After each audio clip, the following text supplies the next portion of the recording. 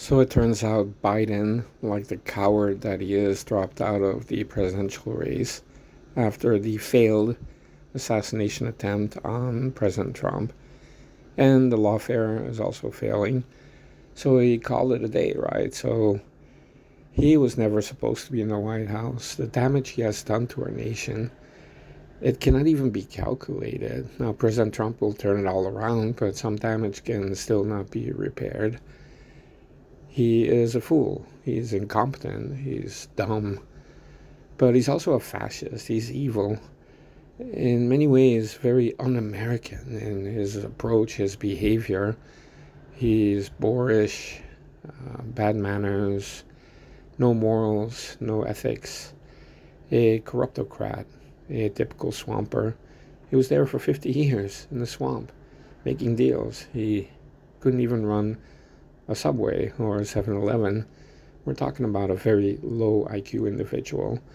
And if the election went ahead with him going up against Trump, he would get 8 votes, not 81 million votes, or not 100 million votes as he was hoping for. We're talking about a complete loser who is now dropping out in disgrace.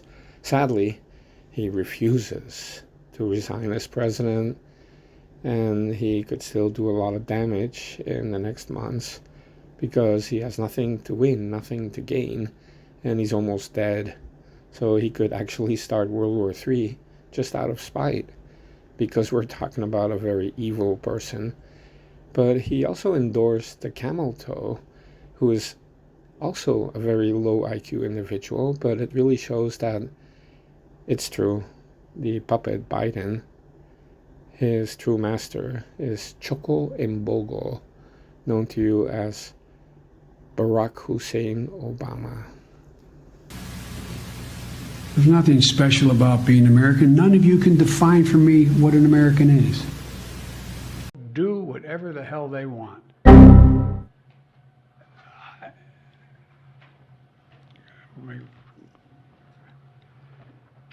I guess I should clear my... Just bounce to this.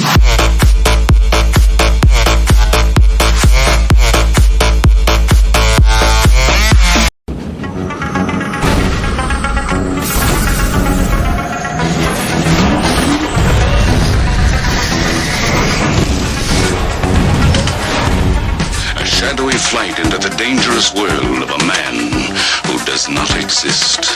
A young loner on a crusade to champion the cause of the innocent, the helpless, the powerless, in a world of criminals who operate above the law.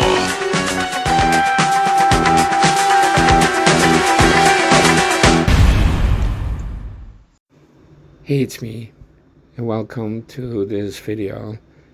Now we have to talk about Ukraine, and are they connected to the shooting of President Trump in Butler, Pennsylvania? You know, when Zelensky came to Washington, D.C., the Biden regime gave him extra Secret Service protection as if he were an ex-president. But the actual ex-president and leading candidate, President Donald J. Trump, he repeatedly asked the Secret Service and DHS for beefed up security. His team did, and were denied for 2 years now, which led to the quote-unquote security lapses in Pennsylvania and the shooting.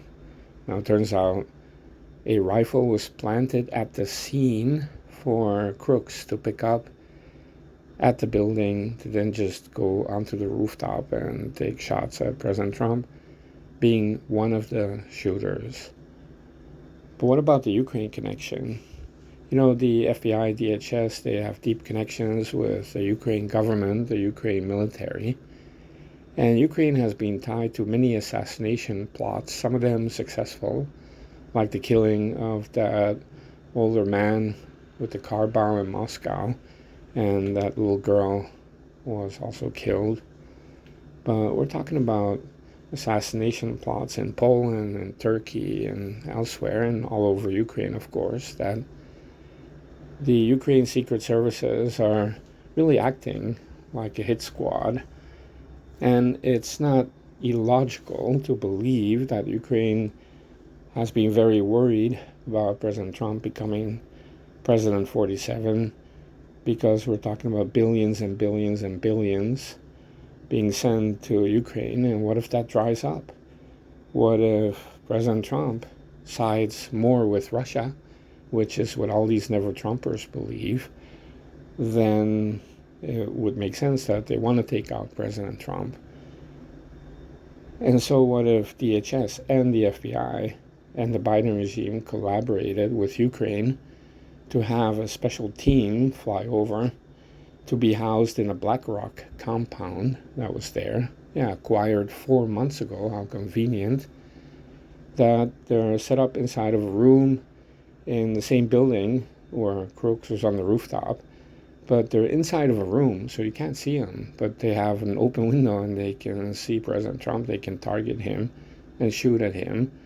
And if you have some patsy on the rooftop also shooting, then that's the only shooter, right? Because the FBI came out almost right away saying that this guy acted alone. How would they conclude that without investigating anything?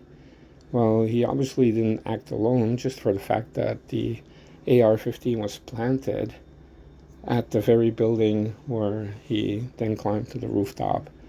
But many other lapses in security cannot be explained by pure incompetence. It points to a deliberate attempt to allow this person to not only get on the roof, but to get off a couple of shots before he's taken out. And that first shot, whether it's fired by Crooks or somebody else, was supposed to be the headshot. That was supposed to be the one to kill President Trump. Only by divine intervention and a swivel of the head is President Trump still alive. But I'm saying now, the room inside of the BlackRock compound, it could have been somebody from DHS, could have been a spook assassin, could have been an FBI assassin, it could have been a Ukraine sniper that they brought over to take out President Trump. And to them, it seems like they're taking out an ally of Vladimir Putin and a threat to democracy and a threat to Ukraine and a threat to globalism and a threat to NATO. So they feel like they're justified. But of course, it's an attack on democracy, this attempted assassination. And it's got the fingerprints of these animals, these demons all over it. Joe Biden, Jill Biden, Mayorkas, the head of DHS, and Cheadle, the head of Secret Service. But I'm also smelling the participation of Urinstan, also known as Ukraine. And these people are NAZIs, and they will stop at nothing, right? So we're talking about billions of dollars. And it's the globalists, and it's the far left attacking democracy in the USA. And will we ever get to the bottom of it? Now, if you look at the attacks on President Trump, even the first impeachment was about Ukraine. And Joe Biden and the quid pro quo was about Ukraine. And you notice that these people seem to be treating Ukraine as if it were the 51st state of the United States. And they treat Zelensky like he's more valuable, more important to them than President Trump ever was, which really tells you that these people do not have an American spirit or an American frame of mind. These people are foreign in the way they behave, the way they think, and where their priorities are. It's a very scary thing. And President Trump just recently said, talking to Jesse Waters at Fox, that there is something about the top leadership at the FBI and DHS that really has a lot of people worried. And I'm worried also. These people are really acting like the Gestapo.